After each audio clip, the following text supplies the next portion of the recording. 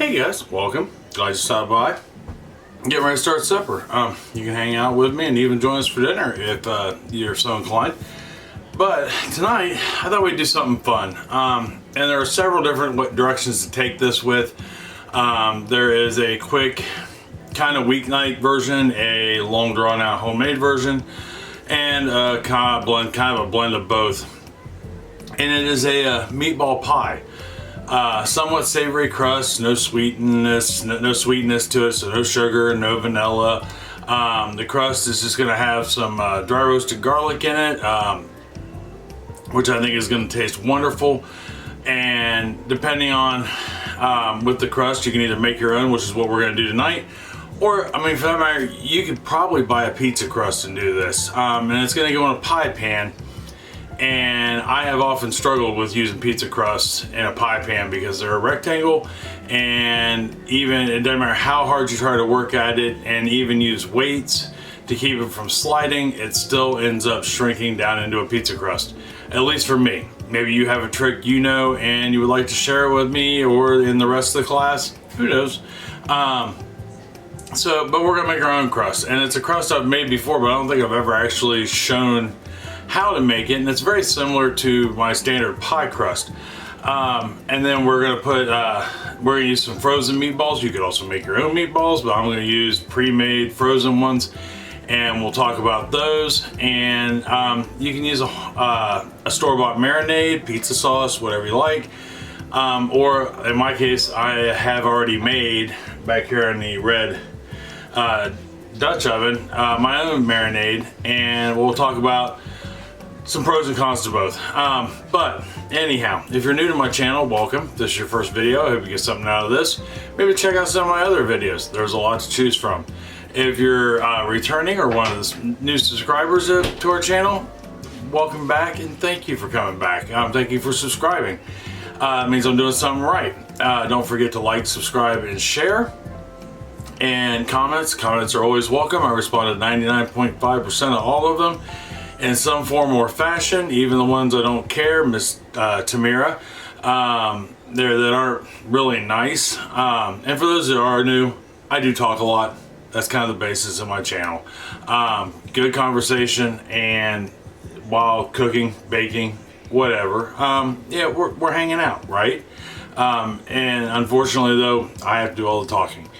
But comments are always welcome. It's okay to disagree with me or anybody else in the comments. Just be civil. Think before you type. If not, chances are good you're going to get kicked out of the neighborhood.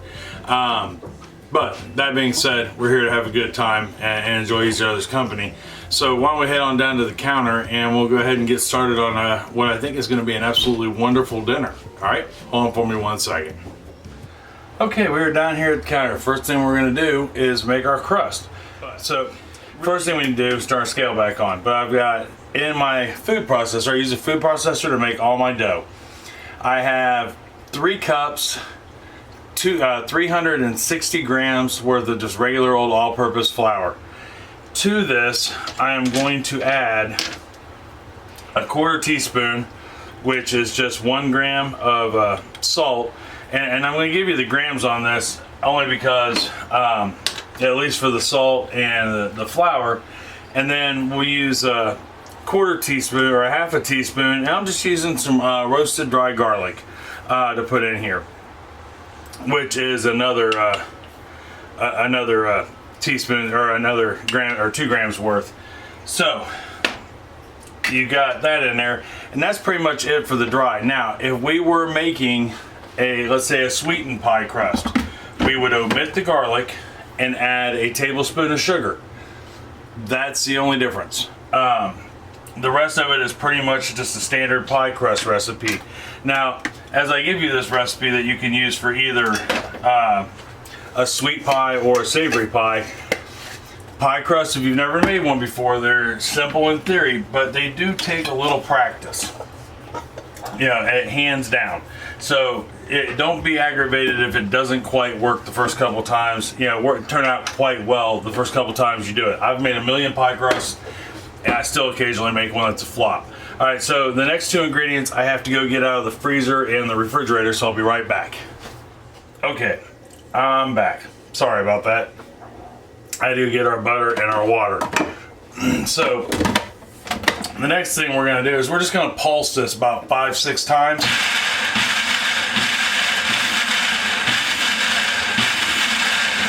And what that does is it breaks flour up a little bit, and it mixes in the salt, and in this case the roasted dry garlic.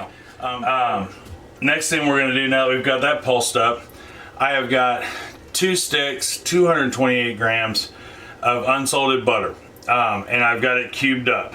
Well, 228 grams minus about 3 grams just went into the water, and I've got them cubed up. Yeah, you want them fairly small, and there is a couple different ways to do dough depending on what you want your dough to do. But we're gonna go ahead and get those in there, and these are ice cold. They've been sitting in the freezer for probably the last 20 minutes. When it comes to making pie crust, cold is king. You want cold butter, you want ice cold water. I don't know if you can see it or not in this cup, but I've actually got an ice cube in it. Very important. So next thing we're gonna do is I am gonna process this on high until I get almost like a fine, like a sand quality about my flour and butter. Okay, we got our flour and butter mixed together, and I don't know about you guys, but we've had this processor for years, and it loves to throw flour just everywhere.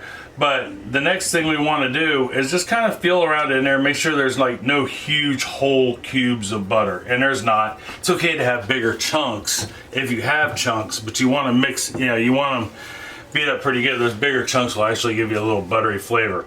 So we know we're good there. So the next thing we want to do is go ahead and put our lid back on. I'm going to turn this back on. Now I've got a 1/2 cup of ice water in here. We're only going to use 1/4 cup. And in my case, I'm going to use 1/4 cup and 3 teaspoons worth of water while it's moving. All right, we got her mixed. Well, we got our water in there at any rate. So the next thing we got to do is I got to put on some gloves. All right, so in baking, there is a term called hot hands, and I have them. And what it is when your hands are naturally warm. That can be your enemy when making dough. So to help combat that, so I don't get my butter too hot. Now if I do, you could just as easily put this in the fridge for a minute, the whole thing, and for 10 minutes and cool it right back down. But I just wear gloves. That puts a okay barrier between me and the processor, and you'll meet some people that will not use a food processor to make their dough. I find I do it, I can do it well, so I do it. If not, you can do it by hand and break up the butter, mix all the butter into the flour, form a well, and put your water in there and mix it together. I've learned how to and utilize the food processor. It makes it easier, it makes it quicker. I can actually whip out about 5 pie crust every 30 minutes. All right, so anyhow, we got our dough mixed up, and you're gonna have some dry stuff running around there. So next thing I'm gonna do is I'm gonna knead this together. Well, form a ball. Okay, so we have formed our dough ball. Now, I always use my scale, but if you don't have a scale, then you obviously won't be able to use one.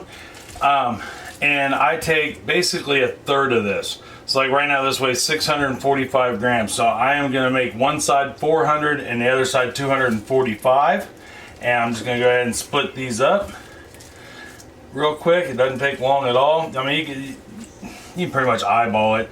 But all we're doing is the larger one will be our bottom crust that goes in the pie pan, and our top one will be our top crust that we can form into a lattice or a disc with slits or however you want to work it.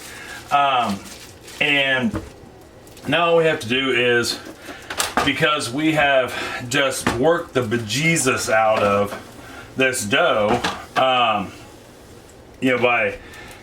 forming it into dough balls and running it through a processor, the glutens are really excited right now. And you don't want that. You want them to be relaxed. So we'll go ahead and turn this into a disc. All right, we got her into a disc. And fun fact, the reason why you put this into a disc, even though we're going to roll it out with a rolling pan into a circle, is dough will take the shape of whatever you form it as when you go to put it in the fridge. So if I wanted to do a rectangle, I would form it into a rectangle now, and the dough will have a tendency to form whatever shape it is you make. So we've got that out, into about a 5-inch disc, and I've got it wrapped. And I'm going to do the same thing with this one, and then we're going to stick it in the fridge for about 30 minutes, minimum 30 minutes, just to let it relax, and collect its thoughts. Okay, so we got our dough sitting in the fridge. There's a couple things we can do. Now, when I was reading the comments on the original recipe for this meatball pie, there were a lot of people that were complaining about either the crust was burnt, which we'll cover how to not have burnt crust, or their meatballs were still cold in the center, and I have a feeling it's because they put them in straight frozen. So you can do a couple things there. What I did was I took my meatballs that were frozen, right? I didn't make my own. And when I made my marinara, or if you're not making your marinara or pizza sauce, warm it up and put your meatballs in with it. Is all I did. That way now my meatballs are warmed up, they're in good shape, and I don't have to worry about them not being warm in the center of the meatball, or something still being cold. And what I'll do is I'll pull those out and put them in before I put my marinara in. They're going to get covered in marinara anyhow. So this particular one that I'm making, I am going to put some green peppers, some onions, and some mushroom in with it. I'm also going to do a banana pepper in there, pickled banana pepper. That way, I'm not going to saute up. But these, I have one small to medium onion, one small to medium green pepper, and 8 ounces of mushrooms in this bowl. And what I'm going to do is I'm going to heat up this oil, and I'm going to cook these down. I'm going to saute them for a few minutes to help bring out that particular flavor. And then, all right, so we got our mushrooms, onions, and green peppers done, and we're just going to set them off to the side. Yeah, and you don't have to do this. You could just put them in raw. I just wanted that particular flavor to be in with my meatballs. That's all, and my marinara. So our dough's sat for 30 minutes, and we got it pulled out. Now, if it's not movable, let's say it's really cold, just let it sit here for about 10 minutes. Because you want it to be able to move, right? I mean, we weren't looking to make it hard. We were just looking to get it to relax, get the glutens to relax. Now, I don't know many people that make a perfect circle, especially when they're starting. And you're gonna have cracks like that on occasion. Now, if you do, it could be because your dough's too cold. This dough's not too cold. I still, even after all these years of making pies and things like that, making pie crust, I still don't roll it out in a perfect circle, and I cheat. This particular rolling pin, I have 2 of them, has measurers on the ends. So that way I know in this case I want this pie crust to be 1/8 of an inch thick, which is what all my pie crusts are. So I have rings on here that'll make it 1/8 of an inch thick. And then that way I know I don't have unevenness. But what I do is I give it a couple times across, I turn, go a couple times across, and if you find it's not rolling out, it's too cold, just let it sit. It won't hurt it any. And if you have breaks in it like that, go ahead and just push them back together. The one thing you're not going to be able to do with a pie crust most of the time is pull it out. That will you'll start to excite the glutens, and you'll have snapback, which is, it'll come back. And that's okay if it does. If it does, Put it in the fridge and let it sit for about 10-15 minutes. That'll settle the glutens down. But okay, so got our pie crust rolled out, and now I can tell you, if you follow this crust recipe for either pie type, you're going to get about 600 grams and change. And if you make your bigger one, your bottom crust at 400 grams, you will be able to get it 1/8 of an inch thick and at least 12 inches around. Now I am using a deeper pie pan, so I needed it at 12 inches. Now, I know you just saw me pick that up, right? It took me a long time to be able to get my pie crust to the point where I could do that. But don't fret if you can't, okay? I should have actually shown you a better way to pick that up with. But if you take, well here, I still can. Here, let me get this out of here. Let's say your pie crust isn't that pliable. That's okay. So what you'll want to do is take your rolling pin, roll it over it just loosely, pick it up and bring it on over. You know, and eventually you'll get to the point where, you know, you're making pie crust that you can just pick up and throw in there. I promise. You know, it takes pie crust, for all its simplicity, it isn't as simple as you think it is, it's not as simple as it should be. So many variables: type of flour you use, humidity in the air, how much water did you put in it, you know, and that depends on your flour. Yeah, but you'll get a feel for it if you practice. It just takes a little bit of practice. We got that there. Now you can see I don't have a whole lot of overlap because I'm using a deep dish, and you know what? That's okay. I'm still gonna take it and I'm just gonna fold it over as best as I can, and I'm gonna kind of pinch that crust a little bit. Okay, so we got our pie crust nice and even around there, right? And we're in good shape. Go around and clean it up a little bit if you want.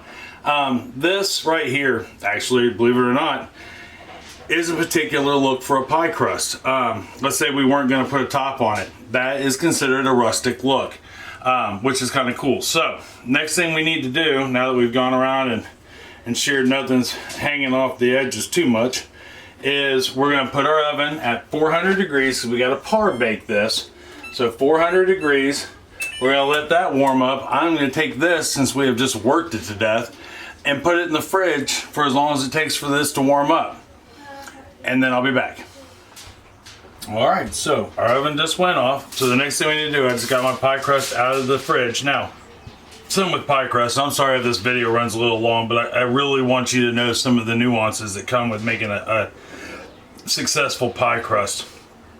First of all, if you have cracks and overlaps, don't worry about that. Nobody's ever going to see it, right? It's just between you and God and your pie crust. But oven's warmed up. I pulled this out of the fridge. So now I'm going to take a piece of aluminum foil. You can also use parchment paper, but I find foil seems to work a little better. And we're going to put this down in here. Alright, we got her down in there. So now what we need to do next is put some weight in here. Because when you par bake a crust, you need weight. And what we're doing is we're keeping this from sliding down in. So I have a mixture of beans. It happens to be black beans, pinto beans, and I have pie weights. Pie weights are expensive. They're nice to have. They really are. But beans work just as well. You can also use sugar, I've been told, but I've never actually used it. And we're gonna get those in there, and I'm gonna throw these a little bit in here too. But beans are a lot cheaper. You can buy a pound or two of beans and be just as successful. And I have had these beans for going on 2.5, 3 years now in that container, and I've used them dozens of times. They've never let me down. So we're at 400 degrees. We're gonna put this in the oven at 400 degrees, or 425 degrees, I'm sorry, for like 15 minutes. All right, so just did 15 minutes in the oven. First thing we need to do is turn our oven down to 375 from 400. Then we're going to take our beans. That's the amazing thing about foil, is it does not stay hot long at all, which is nice. So we'll go ahead and get our beans and pie weights out of there, just like such. And now we're gonna take this, we're still not quite done yet, and we're gonna poke a bunch of holes in it. And I can't remember what this is called, but it actually has a term. All right, so we got that done. Now, we got one more step, and this is something, I mean, you don't have to do this, but I know reading the comments on this guy's recipe, a lot of people complained about the crust being burnt. So to help prevent that from happening, the first step I'm gonna take is, I have an egg wash. This is simply one egg, beat up, scrambled, with a teaspoon of water in it, nothing fancy.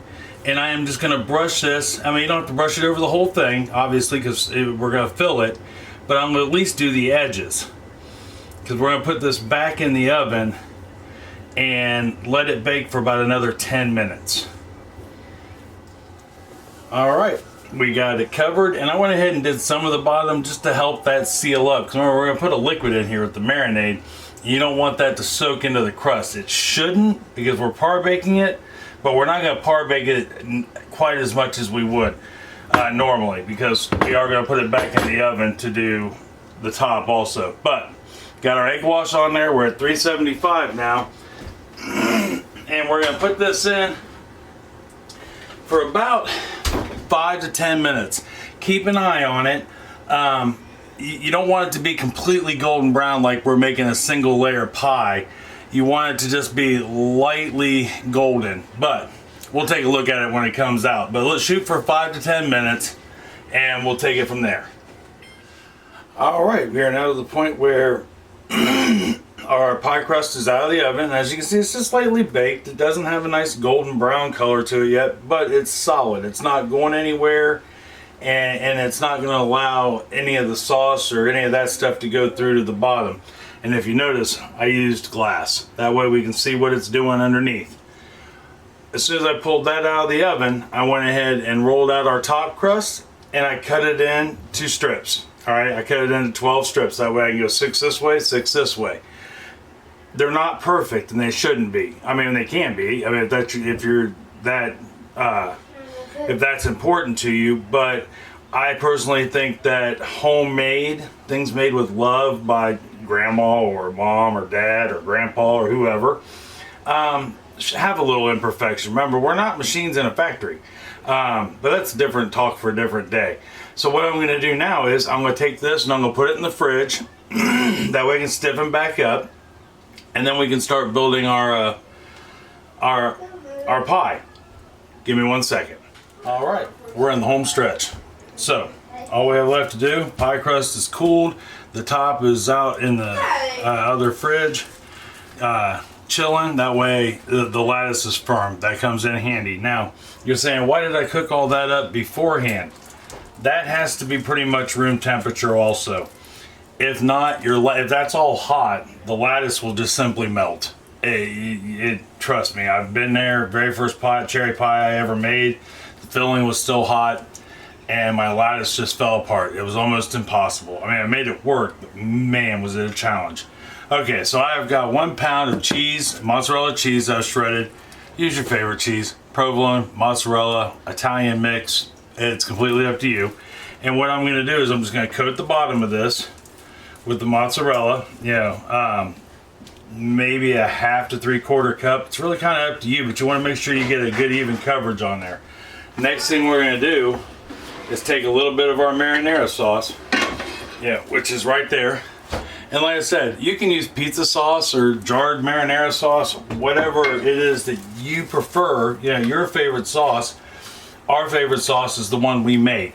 And I'll leave you the ingredients list down below, because really, other than taking the oil, heating it up, and then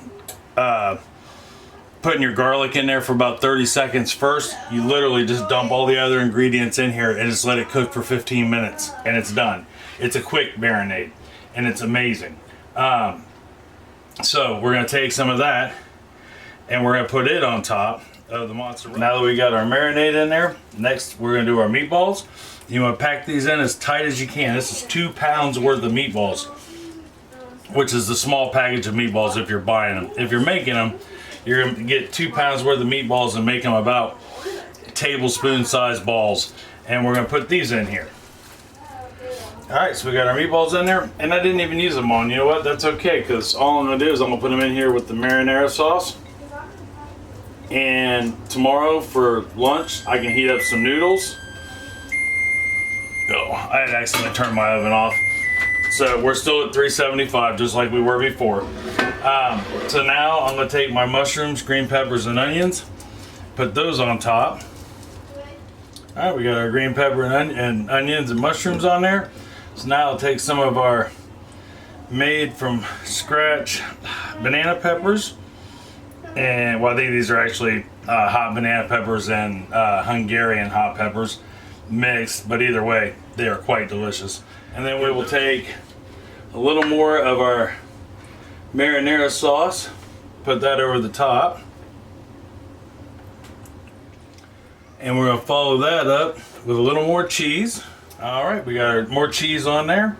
And you can put as little or as much as you want on there. Now we just have to do our lettuce. Now where I put that lettuce back in the fridge, what it's done is it's made it more pliable to work with. So yeah, see how it's not really doing much? And where we let this cool to the touch, we now have something that we can it's not going to melt it, because I'm here to tell you, if this was all still warm, not only would your cheese start melting prematurely, but you would your lettuce would just be all over the place, and it would be a colossal mess. Trust me, you would not be happy. But we get these on here. Okay, so to do your lettuce, this is how I do my lettuce. I actually will take the longer pieces, and I'll go ahead and get those in first, and I just simply over, under, and see, with them being cold like this, it makes it easier to do. And then I'll reverse that with the next one, and keep going like that until we get the other 6 in there. Alright, we got our lettuce on there. Now you could cheat and just lay them across each other, you know, one way on top, all the way across, or whatever. And honestly, nobody will know. It amazes me. Most people just say lettuce in general and a pie, and they're like, oh, that is amazing. Yeah, which is, I mean, not a horrible thing really by any stretch. So we're gonna go ahead and take our knife, and we're just gonna run around and kind of, you know, cut off our excess. Now we can I have a piece that wasn't quite long enough, so I just put a scrap piece on there, which, I mean, there's no rule that says you can't. You know, we'll just snap a scrap piece and set it right on top of there and call it a day. Plus this egg wash, because we're going to egg wash this lettuce now.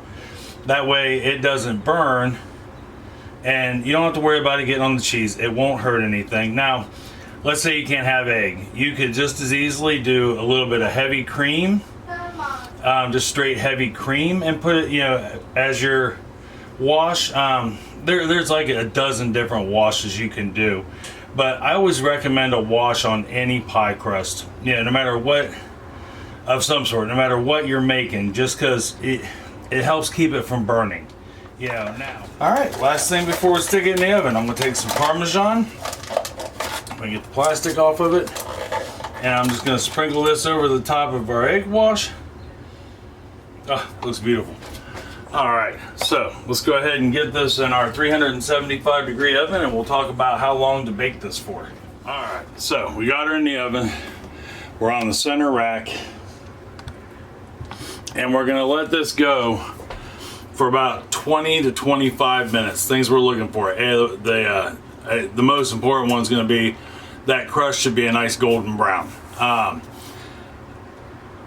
As you're baking it, let's say the edges of the pie that we par baked are starting to get a little dark, but the top's not. You can use a pie ring, or you can just put some foil around that edge real quick. Pull your pie out, put some foil around that edge to protect it. Once again, it's the direct heat that's making it go dark.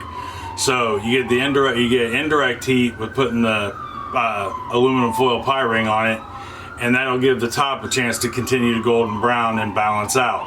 Or you just put a piece of foil over the top in the tent shape like that, and that will bounce that direct heat off of it and allow it to bake. So when I come back, we'll take a look at our meatball pie and maybe try a piece. All right, hold on for me 1 second. All right, gang, here we are. This is our finished product. Now I did see some pros and cons to it. Let me back us up a little bit there so we can have a conversation, so to speak. Don't worry, someday I'll get a cameraman and won't have to worry about all this. So I did at 375. I baked it for 25 minutes, and it was still a little doughy, not quite crisp on the top like it is now. So I kicked it up to 400 and I let it go another 10 minutes. So I'm thinking you could go 400 degrees all the way around, and just keep an eye on it at 20 minutes and you should be okay. That way, because remember, everything inside is cooked. All we were wanting to do is melt the cheese and get the top golden brown. And we achieved that. It just took me 35 minutes instead of 25 minutes. And then after that, I pulled it out. I had it sitting on a rack and I let it cool for about 10-15 minutes, because if we had tried to eat this straight out, it'd have melted our face.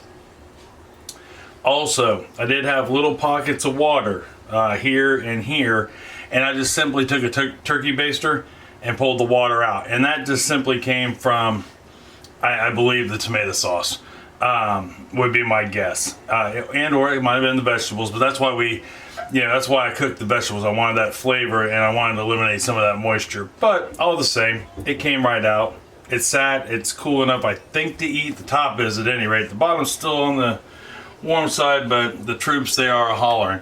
So we're gonna go ahead and get this cut and see what happens.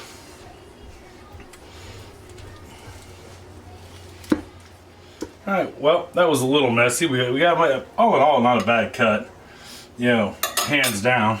Let's see if I can bring this into you so you can see the inside, but there we are. I mean, it's fairly clean cut, I think, for what it is. And then if you look, like I was telling you earlier with the glass dish, you can see what's going on inside the, on the inside of that pan. Lets you know how your bottom's baking. Is it wet? Things like that. But we kind of fell apart a little bit, but that's all right. That's all right, right? I think it's still going to taste good all the same. I didn't expect it to come out perfect. That's a lot of meatballs, a lot of sauce, and a lot of cheese. And it's still hot. I mean, I can see it steaming, as we speak, but that's all right.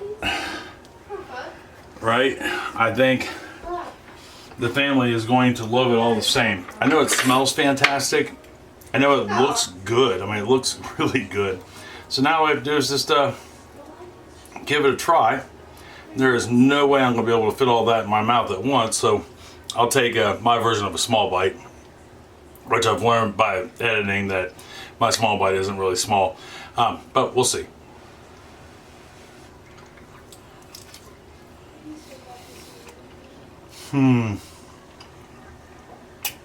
That is really good. It's got so much flavor. Unbelievable. I would definitely, that crust is amazing. And I don't say that because I made it. I say that because it really is. It's flaky. It's buttery. It's got the flavor of everything that's in it with it. Especially with that Parmesan sprinkled on top. Off the hook. That is like the best meatball sub I've ever had in pie form. I'm definitely gonna make this again. That is a winner meatball dinner, hands down. Give this a try. You won't be disappointed. Amazing. But yeah, this could take you as little as 15 minutes to put together, or it could be a good Sunday meal, like we did now. Hands down. I mean, the only thing I didn't make from scratch was the meatballs, and I even considered that. The meatballs are Italian seasoned meatballs, pre-made, bought, frozen. Buy the meatballs that you like, though, even plain meatballs if you want. But anyhow, give this a try. tomorrow for dessert, we are doing they're called a cruffin. I have never heard of them before, but they are a cross between a muffin and a chocolate chip cookie, which is just insane. And they are super easy to make. They are a quick dessert, something that you could hands down make with the family, or if you have little ones or you're new to baking, will be so easy to do. You'll be successful. Everybody's gonna think you worked all day at them, but you won't. It'll be our secret. So anyhow, till tomorrow for dessert, I love you. I love you very much. I mean that from the bottom of my heart. Tell somebody else that you love them very much. They may need to hear it. You know, it's gonna make them feel good and smile either way it goes. It's gonna make you feel good to tell them. And if you make them one of these meatball pies, I'm here to tell you, you're gonna have a friend for life, endless conversation, you know, and a good time. Heck, there's even enough here, you could probably invite the neighbors and 2 people you don't even know. So till tomorrow for dessert, I love you. I'll see you then. All right, see you later. Bye-bye. 大鳄。